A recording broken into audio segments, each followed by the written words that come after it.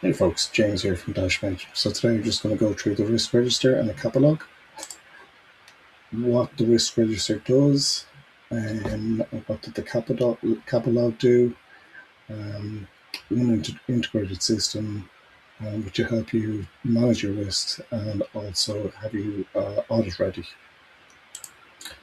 So here are some examples of the CAPA log. You can see some KPI cards there and some charts. So basically it just gives you owner deadlines, be able to track progress automatically, spot risk instantly, and be confident that you have everything under control. So without further ado, I'm going to now jump into the template. Hi guys, so we're going to go through the risk register, and you can see here the KPI cards along the top. Total number of risks are 31. High risks, pre-control 5, post-control is 1. And you can see on the heated map there, there's the 5 there that are highlighted as high risk. So it shows 1 here in post-control, 1. And then risks recurring that need action. I have 31 of them that need action. And percentage of risks reduced. So of the 31, 94% of them have been reduced. And there are 13 risks that are overdue, and we have none closed. The residual score post-control is 6.4, which is low, very low. Then moving into the heated map calcs, the KPIs are the same as the previous dashboard in the top row here. And you can see here it's pulling these numbers here from the input page, the risk matrix tab here, which I'll show you in a minute. So the total control score, pre-control score is 368, and the post-control is 199. So there's a significant reduction in pre-control and post-control score here, 46% to be exact.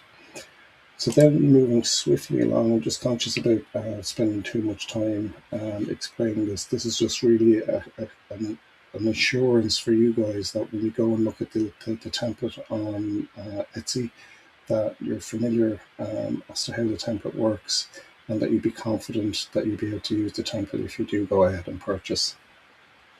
So just flicking down through here, you can see the actual table. And the column headers is like it's a unique ID reference to the risk that's been highlighted, the risk title, the description of the risk, what are the consequences, and you can see here the pre-severity and pre-probability and the risk score here. So you can just change that. So just do 4 and 4, let's say, and it updates there by itself. So that's a total score of 16, which signifies a high risk. So let me just move that for 1 sec. Okay. Yeah, so it's pretty straightforward. The controls employed. So your post control, how you have reduced, say, the risk from pre to post. And you can see here there's a total of 10, and it's reduced to 3, which is very low. The green symbol here just indicates that the 10 has gone down to a 3. So if it's been reduced, it goes to a green. So I'll do 5 and 2 here.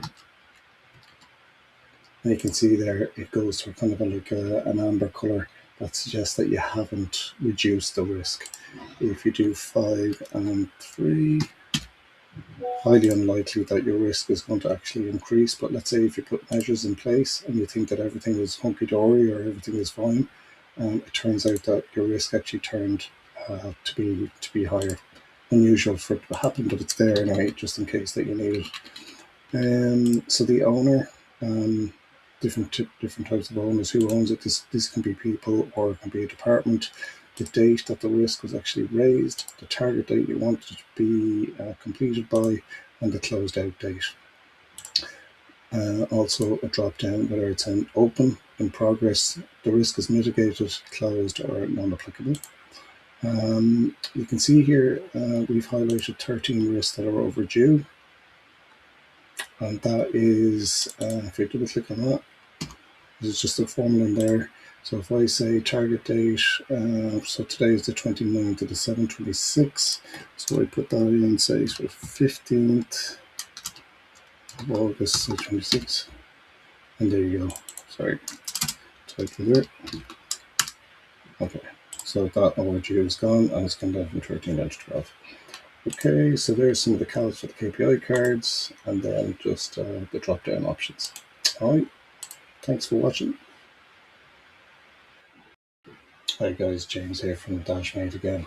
So the next part of this video is just looking at the CAPA log.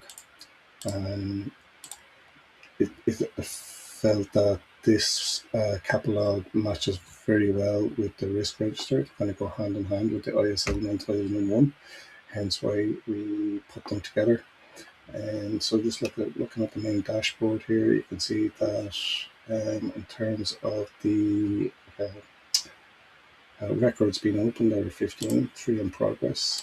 There are 16 that are closed, 12 open, and there are 2 that are overdue.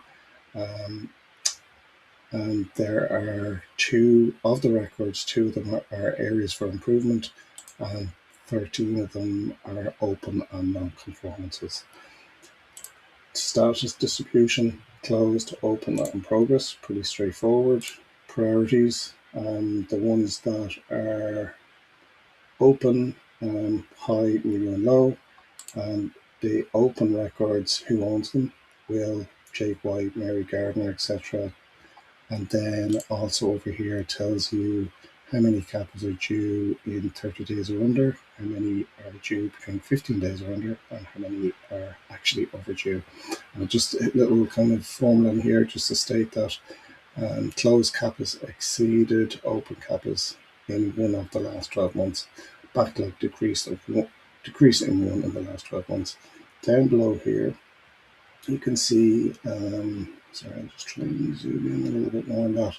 So just that the legend says here is open, it's kind of like the red line, and closed, the blue, and the trend then. So what this does is it just shows you how many records have been opened and how many have been closed over a period of time. So what you may find is when you're recording your records in your CAPA log, you might find that you're adding a lot more than you're actually closing. So you can see here that we've opened and closed pretty similar, and there's an increase here. So you can see here there's a lot more open than we have closed, hence why there is an increase in total that are open in terms of like a trend, right? So that just gives you, as I said, a good look back as to how the activity is forming, and it's good for an auditor to show that how you're dealing with your non-conformances and your areas for improvement. So this is the actual table. KPIs again are the same on the previous page. You see that, and then you have your CAPA log number. You have the item, what the area for improvement of non-conformance, what priority it is. Is it raised by internal audit or external audit? That's the IA and the EA there. What date it was opened, the close date, and the target date. And you can see here today is the 29th of 7/26. So you can see here that this is overdue, non-conformance overdue. And if I increase that, say 15th of August, and you can see there that the overdue has changed from 2 down to 1, and you can see there as well.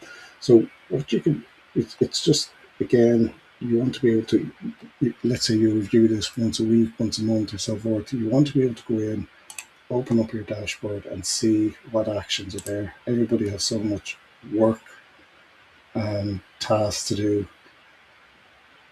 Instead of like looking around on a table, it's good to have your cards and a few graphics just to show, especially for management, how we getting on, are we making progress, etc.